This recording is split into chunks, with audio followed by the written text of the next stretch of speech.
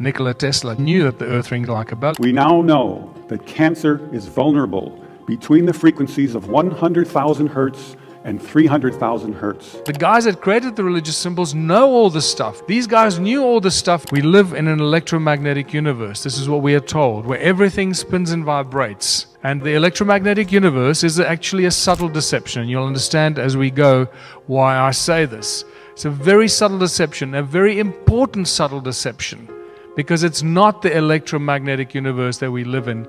It's the magneto-electric universe that we live in. And just twisting those two around would have given us a very different perception while we grow up about the world that we live in and the universe and this reality of us, if we don't think of it as the electromagnetic but the magneto-electric.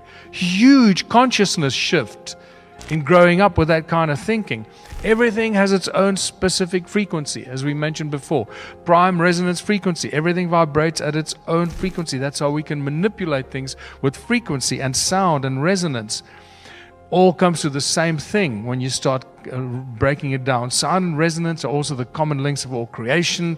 In Christianity, we have the Word. We have the Om in Hinduism, the Egyptians that sang the universe into creation. And my favorite, the Aboriginals that believe the world was sung into creation with 3 sacred songs, or brought into creation with 3 sacred songs, which is the equivalent to the Holy Trinity. And we start seeing the whole important structure of music and resonance and chord structures, harmonic resonance in music.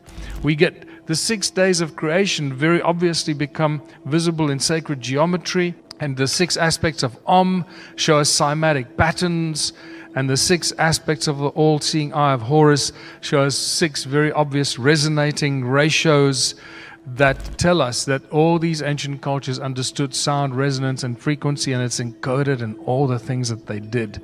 Sound is the source of all creation, and it's all about coherence and harmonic resonance. Even in our bodies, if the cells of our body are not in coherent harmonic resonance, our cells are in dis-ease, in disease, and that's how we get sick. And if we're not resonating with the earth frequencies, the natural earth frequencies of Gaia, we are in dis-ease with the Mother Earth that we live on and walk on, and that's why we get sick. Hans Jenny's beautiful documentary called Cymatics in the 60s will show you exactly how sound is pretty much behind everything in creation. We've already looked at sound manifesting in physical form. This is the quickest and easiest way for us to comprehend, once again, how this untouchable, invisible thing called sound can manifest in physical form. That little thing on the metal plate, with the sand on the metal plate on that video. That's just probably the quickest way for us to say, okay, sound can manifest physical shapes. And sound also inspired religious symbols, because the guys that created the religious symbols know all this stuff. These guys knew all this stuff, and they know they're all connected to the ancient bloodlines. And some of these beautiful images of the cymatic patterns, when you drill into it, you get that perfect cross inner circle of the source of the sound. And that's it. The source of the sound is this beautiful cross inner circle, and this is why most of the religious movements have the cross inner circle as their symbol, recognizing that the source of everything in creation is sound, the sound of the Creator. And sound and resonance, that does everything you can imagine. Right? Creates light, levitates, boils water, creates DNA. Sound heals and destroys pathogens, moves beyond the speed of light. And we have hypersound and laser and Saser technology, not laser, sound lasers, Saser. Sound makes things invisible, energizes the water we drink, so the water actually heals us, and it also energizes the air that we breathe, so that we can actually survive from the air that we breathe. Otherwise, we would not survive from the air that we breathe if it wasn't for sound. And very importantly, sound is the precursor to electromagnetism, not the other way around. Sound causes electromagnetism. This is a big one for us to come to terms with. Ancient civilizations understood all this, and they used sound and frequency as a source of energy in every possible way. They used sound and frequency to control humanity, and it seems that they were focusing for some reason on our pineal gland. They had to destroy our pineal gland, and the more you study this, the more you realize why that was critical, because it seems that our pineal gland was that third eye that so many of us are aware of, or we keep calling it our third eye, that connected us to everything in creation and allowed us to pick up the frequencies and the invisible, untouchable, unfathomable stuff through the third eye and actually be able to communicate telepathically with everything and everyone and interact not only with other beings, but with other entities and beings and animals and trees and rocks because of our third eye. That thing there is the magic part of our body and our anatomy that's been completely destroyed. And it seems from all these images that they took a lot of time and effort to destroy our pineal gland. And they continue to do so today, as you are aware of. And they used cone-shaped tools to do this. This is a key thing here. Can clearly see the cone-shaped tools, and this is a repetitive theme all the time, and the pineal gland, and also, by the look of it, the DNA that is obviously the code that creates the pineal gland in our anatomy eventually, and sound and frequency. Notice the magnetic wrist watch here, and I'm giving the game away here because I'm telling you what that is. There is a cone. This guy's holding a cone in his hand, very important cone-shaped tool that he's doing some function with. And there's another cone here on his arm. At first you think, oh, it's just an interpretation of the guy's muscle. No, it's a cone. It's a perfect cone that feeds into this magnetic wristwatch. And you'll know why that's a magnetic wristwatch very soon. And the same kind of control through using frequency and sound and magnetism and electromagnetism that was used in ancient times, the all-seeing eye of Horus. It's still being used by the broadcast companies today. You know, it's encoded in their logos. It's everywhere around us, but we're just too blind to see it. Sound as a tool and technology, very important. Sound creates light. Even this, you add attach a LED light to a speaker, and you put a speaker in a noisy place, you light the little LED up. That's spectacular. So it works both ways, light and sound. Every sound frequency has a light frequency, and every light frequency has a sound frequency attached to it. Corey Good, in a recent interview, said that he was in some giant underground cavern somewhere, and there was this invisible source of light. And when he asked, where does the light come from? He was told, the light was coming from the sound. The light was being created by the sound. In Egypt, the ankh was used for healing. That was just a resonating device, sound frequency resonating for healing. The Native American medicine wheel is clearly just a cross in a circle as a source of all things, so from sound to heal people. Royal Rife, the man who cured all disease in 1931, they did that with sound and resonance and frequency, spectacular achievement in curing cancer in the wards. This is his handwritten book that I had the privilege of seeing. It's in a private library in Sedona, Arizona. There's about 700 pages in there, I think, and there are page after page with his own handwritten frequencies for all the different diseases. One of my biggest, most exciting obsessions at the moment, and if there are people in this room that can do this, please go away and do this. You know that honey lasts forever. It doesn't go off. It's not affected by viruses, bacteria, pathogens. It's one of those miraculous things.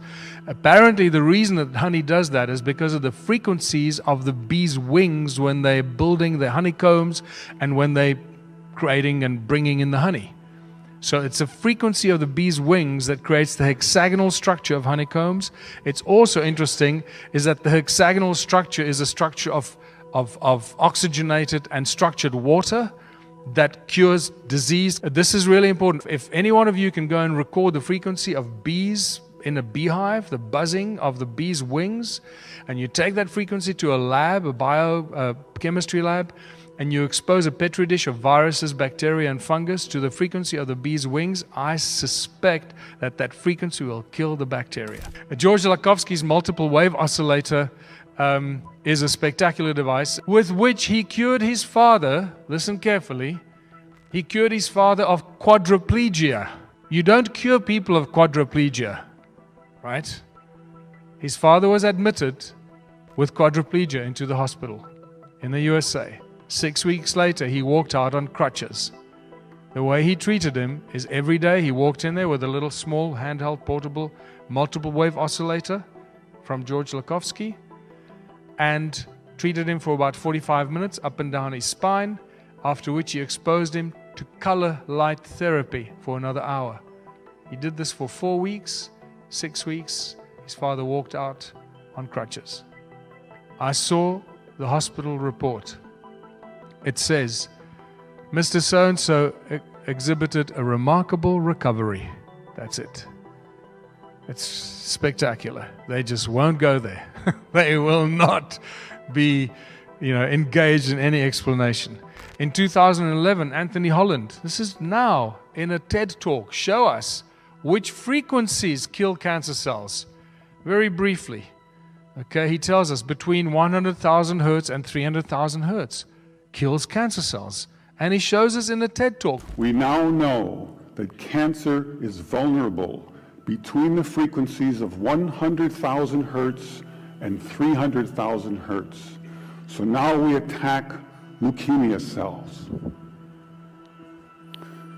Leukemia cell number 1 tries to grow a copy of itself, but the new cell is shattered into dozens of fragments and scattered across the slide. Leukemia cell number 2 then hyperinflates and also dies. Leukemia cell number 3 then tries to make another cancer cell. The new cell is shattered and the original cell dies. Magnetrons obviously generate huge amounts of energy, and that's just sound. It's a resonant cavity magnetron. Resonant cavity magnetron that's used in laser beams, laser technology, microwaves, all use magnetrons for that technology. Sound acts as a cloak of invisibility. There's so much new information about this. This opens a whole new chapter and debate. There's very advanced new sound cloaking technology right now available. This plastic 3D acoustic pyramid acts as a acoustic cloak, make things invisible when you put it underneath it, when you expose that pyramid to specific sound frequencies. And that pyramid is reminiscent of what? Is reminiscent very strongly of Eastern architecture. Sound creates hurricanes. In 2003, these guys lodged a patent to create hurricanes with sound. And then here's another one. Sound creates supercluster galaxies. When I said earlier, the lower the frequency, the larger the cymatic shape. Now you've got a frequency that's 57 octaves lower than middle C, rumbling away from a supermassive black hole in the Perseus cluster in the key of B flat, creating a supercluster galaxy. And it's amazing. This is apparently an image of it.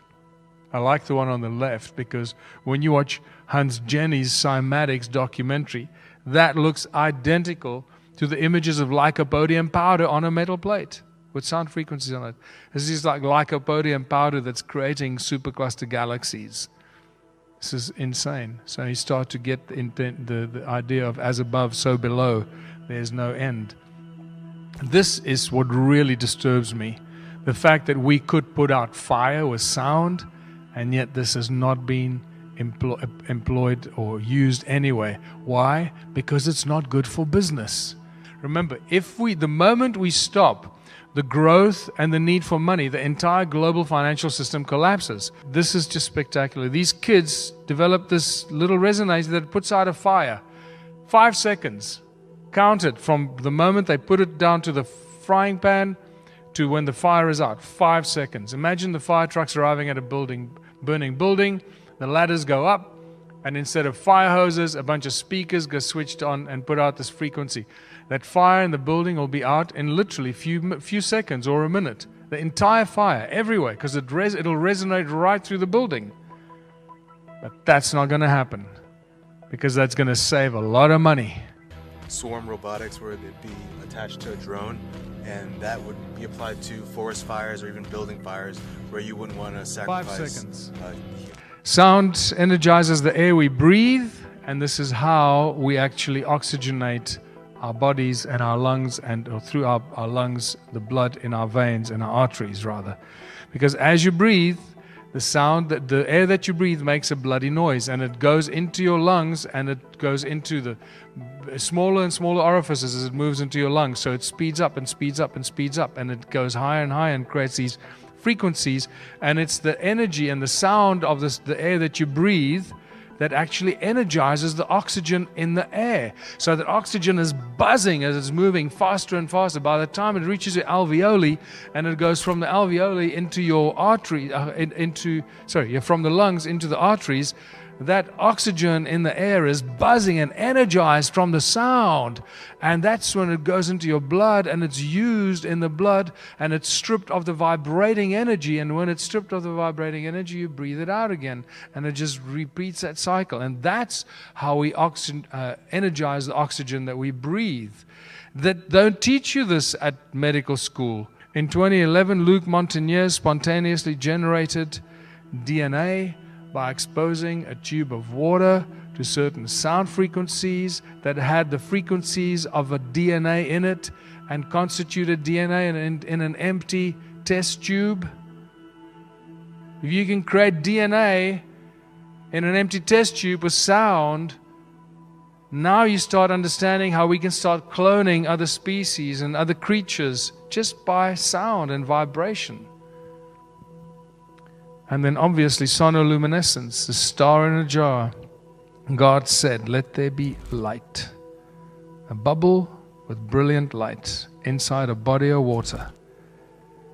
Is it possible that all the star systems that we see out there are actually just giant bubbles of light in a never-ending mass of water? I don't know.